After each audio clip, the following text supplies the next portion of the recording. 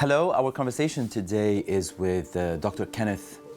Why? Because he studied the region through multiple times and eras. Cold War alignments, post 9/11, the Arab Spring, the Abraham Accords, and now we are watching something different unfolding and changing. Post-conflict recalibration, shifting alliances, and a strategic landscape that feels unsettled. Mr. Pollack, thank you for being with us. How do you describe the mood across the region, across the Gulf states, not just diplomatically, but in terms of how leaders are thinking about power and risk? So I think this is a very important and interesting set of questions, because as you're pointing out, you have both long-term trends and then immediate developments. And I think that in some ways they're moving in different directions. Some of the long-term trends I think are very hopeful. The development of regional economies, the blossoming of high tech, the renewed interest in the Middle East. In many ways, this is all very hopeful. And we even see some shoots of political change, cultural change, all of which I think is giving some degree of hope to the people of the region. But this comes, of course, against a background of 2 years of constant warfare. And warfare across much of the Middle East. And that, too, I think has been at best a mixed bag. On the one hand, I think that the destruction of Iran's axis of resistance has been very positive for many of the people and many of the leaders of the region who were very frightened of what Iran was up to. Iran was the great anti-status quo power, trying to create as much mayhem as they could. And so the weakening of Iran and its various actors out there, I think has been hopeful. On the other hand, we've seen massive suffering in Gaza, in Israel, in Lebanon, all across the region. We've also seen new forms of warfare that I think are very frightening to people. The ballistic missiles, the cruise missiles, the drones. This portends an impact on civilians that we haven't seen before. And of course, while Iran is now out as a threat, they likely will come back. And I think for many people, Israel's unrestrained attacks on many have also caused considerable consternation.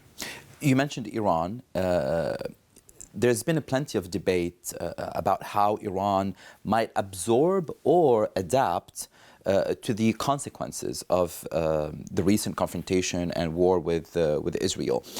From your vantage point, how has Tehran's strategic calculus shifted, if at all?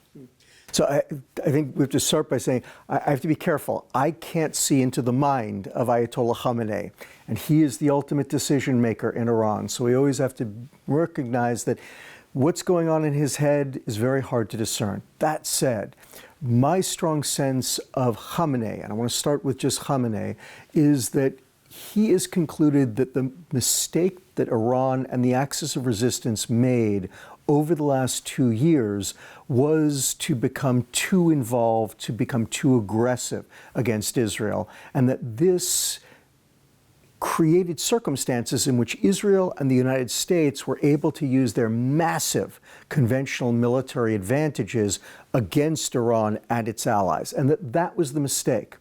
I think what we're going to see from the Iranians for as long as Ayatollah Khamenei remains alive and in power in Iran is a reversion to their pre-October 7, 2023 strategy, right? Which we know it was a gradual strategy: subversion, support insurgencies, support militias in civil wars, try to erode Israel and other American allies from the bottom up, try to overthrow their governments, try to create problems that way. Don't take them on frontally in a way that Israel and the United States would then be able to use their conventional military power. But I think there's also a huge question of what happens after Ayatollah Khamenei. Because while I think that he is going to go back to this gradual process of attrition war, I suspect that many others in Tehran, we're hearing from them, many of the hardliners would like to embrace a much more confrontational strategy and pursue nuclear weapons as the only way to prevent another Israeli or American attack on Iran. And so from my perspective, the great question mark is, what is Iran's grand strategy after Ayatollah Khamenei? So does this moment demand a shift in how Iran projects power directly? Yeah, I think in the short term, you'll see a slight shift in the sense that I think that what you're seeing already from the Iranians is a recognition that they and their allies have taken a terrible beating from the Israelis, that what they need to do is they need to pull back, they need to regroup, they need to rebuild their strength for the longer term, right? Lebanon is a great example of this, where the Iranians and Hezbollah have decided that Hezbollah will cede South Lebanon, they'll pull back to the central Bekaa, they'll build their strength. They're not willing to give up altogether. You know, they're making it very clear they're not going to disarm, not in the central Bekaa. They will in the south. But I think this represents how Iran is thinking about their strategy in the short term, which is they need to retrench for now, they need to lick their wounds, rebuild their strength, and then take another run at things later on. How do you see that this moment is different for Iran, if you want to put it in a context that is historical? How does this compare to the previous turning points in Iran's behavior, whether after the Iran-Iraq war, the Arab Spring, or the killing of Qasem Soleimani? So is this moment more fluid for Tehran or more constrained, since you're just mentioning that they want to build back again? I think for the moment it's more constrained. After the Iran-Iraq war, we saw Iran shelve its conventional military power, but dramatically expand its unconventional warfare, its support for terrorism all across the region. After the Arab Spring, we saw more or less the same thing. Even after the death of Soleimani, where there was some chaos in Iran, nevertheless, they were able to go back on the offensive eventually and ultimately led to October 7, 2023. This time around, again, I think that the Iranian leadership understands that they made a terrible mistake, at least Khamenei does, and that they have to pull back, rein in. What was the for mistake? a bit. The mistake was themselves and the rest of the axis of resistance mounting these major conventional military attacks on Israel. Hamas on October 7th, Hezbollah joining in immediately afterwards on the 8th, the Houthis, Hashd al-Shabi, all of these different groups attacking Israel overtly, which then invited Israel to retaliate against them overtly. Again, at the end of the day, Israel has conventional military power that none of these groups or Iran can possibly match. And again, I think that was one of their mistakes. I think that the Iranians and their allies thought that the ballistic missiles and the drones made them stronger than they really were. And so they attacked Israel and they found out just how much more powerful Israel was. I think that they understand that that was a mistake. If you're going to talk about the partnerships and alliances in the region with the United States, we've seen that the United States footprint in the region and specifically in the Gulf expanded and contracted over time. Fleets, air bases, diplomatic leverage. Where would you say the balance sits now between deterrence or diplomacy? Great question. So I think at the moment, you're seeing the United States shift more toward diplomacy. I think it's very clear that President Trump is looking for deals all across the region. He wants a deal to end the Gaza conflict and I think ultimately to end the Israeli-Palestinian conflict altogether. He wants a deal for Israel and Lebanon. He wants a deal between the United States and Iran. Right now, it's mostly about deals. But you're absolutely right that we have seen at moments he's also willing to use military force, particularly against the Houthis and then, of course, against Iran. It is worth recognizing, important to understand, the United States actually has very little military power in the Middle East. We typically only have 3 or 4 surface combatants. Sometimes we have an aircraft carrier, sometimes we don't. We've got an Army brigade, that's it, a Marine battalion, 2 or so Air Force squadrons. There really isn't much there. But those assets are very powerful. And of course, the United States can bring other forces in whenever we need to do so. And so, of course, this gives President Trump the flexibility to right now be focusing on diplomacy, knowing full well that he can call in whatever military forces he needs to whenever he needs to. You're saying it gives the United States and President Trump the power to move differently, right? Right. What about the Gulf countries, the Gulf states? Do you get the sense that the Gulf states are starting to recalibrate their expectations of Washington? Not just in terms of military guarantees, because that's always been the case. They want the military guarantees, the military protection from Washington, D.C., and they get commerce and trade from other countries, from China, let's say. Or is this political alignment? So I think this is a huge question.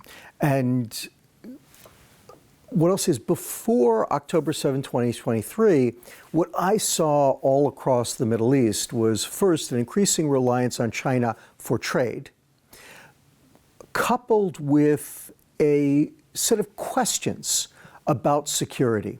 Could we really rely on the United States of America? Do we need to rely on the United States of America? Can we go it alone? Can we look to China for security assistance, or Russia, or some other country? What's been very interesting to me about the last 2 years is that while China continues to be a critical economic partner for the region, the United States has reemerged in terms of its security role, because the last 2 years have demonstrated that neither China nor Russia has the ability to project military power into the Middle East the way that the United States can, and only the United States can. Is it because of no military base existence, or this? What? It's a combination. It's a combination of a lack of bases, but also a huge element of they just don't have the military forces. Is this related to the petrodollar agreements? To some extent, again, yes. What if that fell apart? I think it's unlikely it would fall apart, because again, I think that what both parties, both Americans and Middle Eastern states, keep coming back to is this makes sense and nothing else does. But do countries, specifically the BRICS countries, would want the petrodollar agreement fall apart? Certainly some of them would, absolutely. I think that the Russians, no question, they would. I actually don't think the Chinese would. I think that the Chinese benefit enormously from the American presence in the Middle East. After all, at the end of the day, what we want, what the Chinese want from the Middle East is really the same thing. We both want the oil to flow. We want it to flow cheaply. It supplies our economy, their economy, and the economies of all of our mutual trade partners. And I think the Chinese are very happy leaving it to the United States to deal with the military stability of the Middle East. I don't think they necessarily want to replace us. So I don't think that they would necessarily be looking to undermine that unless, of course, we get into a real trade war with the Chinese. Saudi Arabia is navigating regional diplomacy with Iran and deepening the energy ties with China, and still keeping the door open with the United States. Is this pragmatism of MBS, hedging, or a sign of broader strategic realignment for what this era, what this time means for Saudi Arabia and the Gulf states? I think it's all of the above. I think that there is an element of hedging, because the United States, let's be very honest, has proven itself to be an unreliable security partner for Saudi Arabia. In 2019, the Iranians started attacking Iranian oil exports, including the massive facility at Abqaiq, and the United States did nothing. That's very concerning. So I think that they are looking to hedge. But I think that they're also asking the question, what new opportunities lie out there? And I think that you're also right that there's a certain amount of practical flexibility going on there, in that MBS just doesn't know what the future holds. He doesn't know where the United States will be. He doesn't know where China will be. He doesn't really know what Saudi Arabia's security needs are. And so if he can have a better relationship with the Iranians, why not try it? If he can have a better relationship with the Chinese, why not try that too? If he can keep a good relationship with the United States, why not try that too? It gives him flexibility to maneuver based on whatever the future holds. I think it's actually quite a clever approach on his part. Do you think the United States would let allies like Saudi Arabia broaden their strategic trade, strategic energy ties with other countries, or they want exclusivity in this relationship? So I think because everyone wants and likes exclusivity in relationships, right? Well, yeah. Look, everybody would love to have a monopoly, right? I think I guess that's a great way to make a lot of money. But I think the reality is that the United States government, A, recognizes that that's not possible, and B, that it's not necessary. Right? That at the end of the day, what's important about Saudi oil is not that it comes to the United States, it's simply that it flows to the world. The truth of the matter is, the United States gets very little oil from Saudi Arabia, and we never have gotten much. Right? My memory is that the most we've ever gotten from the Saudis was maybe 14% of our imports, and I may even have that wrong. But American oil comes overwhelmingly from Canada, from Mexico, right now from Iraq. It used to be from Venezuela. It is not from Saudi Arabia. So what we need is the Saudis simply to sell their oil and to sell it at a reasonable price. On a quick note, since you mentioned Venezuela, do you think what's happening right now is to have more oil flowing toward the United States with the new opposition leader? She won a Nobel Peace Prize. What does that mean to the United States? And do you see a war coming? I'm not an expert on Venezuela. Yes. I wouldn't dare to comment on it. I would make a fool of myself if I did. What I'll simply say is this. I think it's very clear that President Trump wants oil flowing. He wants lots of oil flowing, in part because I think that he believes that this is good for the U.S. economy, and in particular because I think he believes that it will mitigate the inflation that's being created by his tariff policy.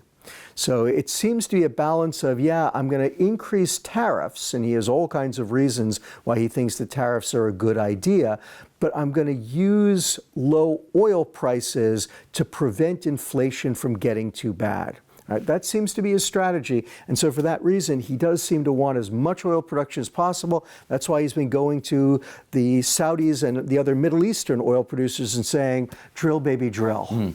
Let's go back to the region and Saudi Arabia, which put a contingency or a condition to welcoming the Abraham Accords, which is what's happening in Gaza, having potentially a Palestinian statehood.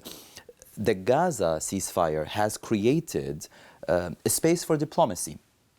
But it's also a moment where spoilers could re-enter.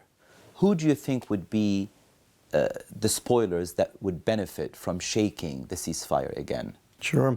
The most obvious one is Hamas. At the end of the day, Hamas had short-term reasons for doing this, but I think over the longer term, Hamas is determined to hold on to its weapons and hold on to its control of Gaza. And the ceasefire agreement specifically mandates that they have to give up their weapons and their control of Gaza. So right there, Hamas is the obvious candidate that, again, in the short term, they did it because I think they need to. Over the longer term, I think that they see the ceasefire terms as being death to them. How is Iran reading the ceasefire? That's the other great one out there. I think that, we've seen it. The Iranians are the only ones out there condemning the ceasefire. That said, I'll go back to my earlier points. I think that Iran's ability to make trouble is limited. And again, I think even their desire to do so is limited because they can't afford to give the Israelis or the Americans a reason to hit them again militarily. Is the Iranian regime seeing this phase as like preparing to engage politically? So I don't think that the Iranians are planning to engage in Gaza politically. I think that they are at least thinking about engaging with the United States politically. I think what they're thinking about with Gaza is, again, they want to preserve Hamas. They've got to help Hamas rebuild its capacity and then help Hamas regain control over the Gaza Strip. But they need to do it without provoking Israel or the Americans to hit Iran. How about escalating asymmetrically elsewhere? Entirely possible. But again, I think, the strong sense that I have from Ayatollah Khamenei is he does not want to get hit again. And he seems to believe, and he may not be wrong, that Prime Minister Netanyahu and possibly President Trump would love to have another opportunity to go after him. I actually don't think that President Trump does. I think that Prime Minister Netanyahu has about a half dozen different reasons why he would like to go after the Iranians again. Then what signals, military, diplomatic, or economic, should the regional actors be watching for when it comes to Iran's next move in this phase? On the diplomatic front, I think that the most important question is whether the Iranians are actually going to engage on the nuclear issue. The truth of the matter is Iran is not acting like a country that was defeated militarily. They remain defiant, and they keep leading with, we are not going to do this, and we're not going to do that. So any change in that negotiating position, I think, would be a very, very important one. Beyond that, I think that the question becomes, to what extent are some of Iran's most important allies willing to engage diplomatically? Hezbollah, to my mind, is huge. Again, the Lebanese government has called on Hezbollah to disarm. Everyone has called on Hezbollah to disarm. We've seen Hezbollah take some small steps in that direction, but then also draw some very bright red lines about what they won't do. And again, to me, that's very consistent with where Iran is on all of this. But again, we should be looking, is there any wiggle room there? Is Hezbollah willing to do so? And then, of course, I think we do need to watch militarily for signs that Iran is now starting to rearm and rebuild all of its allies around the region. Since we mentioned Lebanon and Hezbollah, there is a lot of talk and rumors that Trump might visit Lebanon. Do you think this is, where does this rumor come from, you think?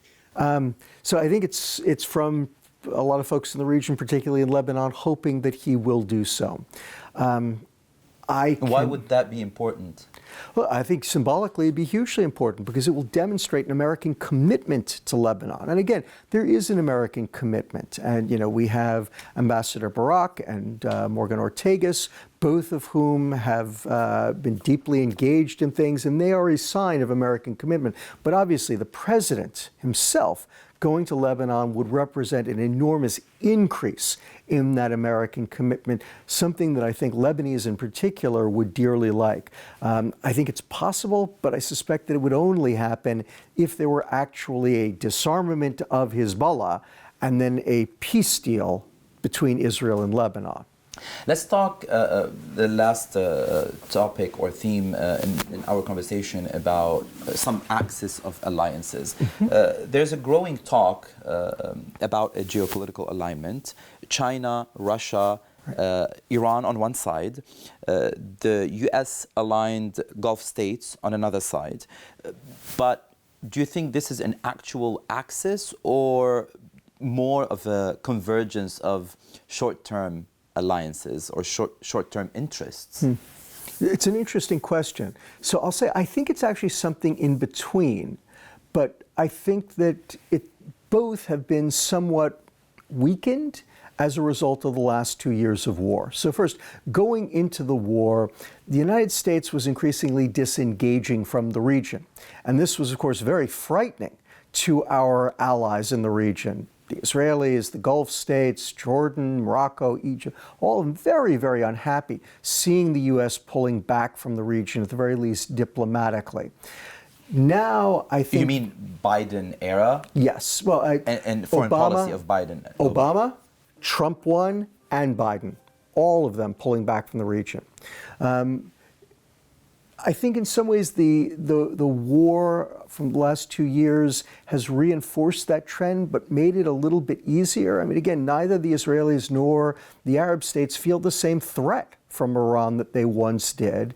And so I think that it's not just that they're maybe a little bit more comfortable with American disengagement. I don't quite want to put it that way. It's that they're less interested in the American demands that always come with American engagement in the region, right? You mentioned the Saudis. I think this is a really important point. I think the Saudis would still love to have a defense deal with the United States. I think they'd probably even like to normalize relations with Israel, but they're not as desirous of it as they were beforehand because they don't need it as much because Iran is weak. And then on the other side, I always felt that with Russia, China, Iran, it was more a confluence of enemies. They all hated the same people, but their interests were not terribly well aligned beyond that. And what we've seen from the last 2 years of war is that the Russians and Chinese aren't willing to support the Iranians, in part because they can't, and in part because they're not interested in getting into a war in the Middle East with the United States, with Israel, with the Arab states on behalf of Iran. So I think for both these reasons, we've seen both of these alliances weaken somewhat over the last 2 years. Circling back to where we started, and you mentioned Khamenei, if Iran were to face a major shift in leadership or change in leadership, whether it's generational or ideological, what kind of ripple effects would that send across the region, across Gulf countries? And would it reset the balance or just introduce new unpredictability? So let's start with where you start with your question, which is dramatic change in Iran would mean dramatic change for the region. Iran, for the past arguably 45 years, but certainly for the last 22 years since the demise of Saddam Hussein, Iran has been the greatest anti-status quo power in the Middle East. It has been the greatest force for mayhem and instability all across the region. And so serious change, and especially the kind of change that produced an Iran that suddenly wanted a better relationship with the region, with Israel, with the United States, that would be a major change all across the region. But we should also recognize that there are deeper trends, deeper currents out there. I began to mention this at the beginning of your questions to me. There's still a lot of unanswered questions in the Middle East. And again, I think that there's been some real progress in terms of economic reform, political reform, social reform, cultural reform, all of which I think are desperately needed, but they have not been fully answered yet. There's still as many questions or more questions than there are answers out there. And even if Iran were to suddenly become a benign status quo power, I simply think that those other trends would probably emerge to the fore. You mentioned trends. If you had to name one underappreciated trend that might be shaping the future of the region, the future of the MENA region, the future of the Middle East, something the policy community should be paying attention to, what would it be? Sure. I'll give you an answer because it's an area that I focus on a lot. It's been a big part of my own work and thinking, and I do think it underlies so much of what's going on in the region. And that is how the technology is transforming both the civilian and military sides of the Arab world.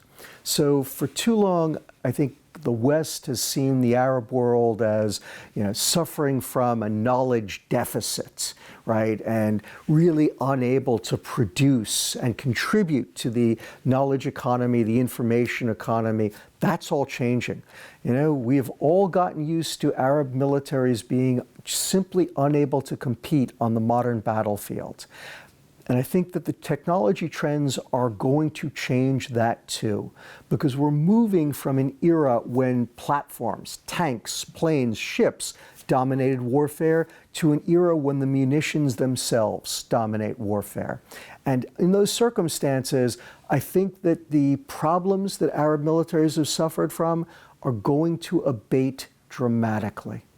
So the underappreciated trend that policy and the community policy in the region, in the Middle East, should be paying attention to is growing technology. So on the surface, that doesn't sound very important, but maybe it is important down the line. Right? Absolutely. This is the point exactly that I'm making. Why? That the changes that we're seeing in technology now are profound because they're reshaping societies, right? How we talk to each other, who can speak to one another, at what level, right? This is huge. This is enormous. It means it opens up all kinds of new economic angles, and everyone recognizes that. We all understand the internet is changing the economies. What we don't recognize is how it is changing basic human relations such that it's going to change our politics, it's changing our culture, it's changing our society. It's going to transform everything exactly the way the Industrial Revolution did. Then what is your advice to the policy community and people and leaders of the Middle East to pay attention to that? Don't assume that the past will be like the future. Mm-hmm. Don't assume that you can stifle change. Instead, get out ahead of the change, right? I think that, what change when you again, these transformations, these political, economic, social transformations that the technological change is already creating. Thank you so much.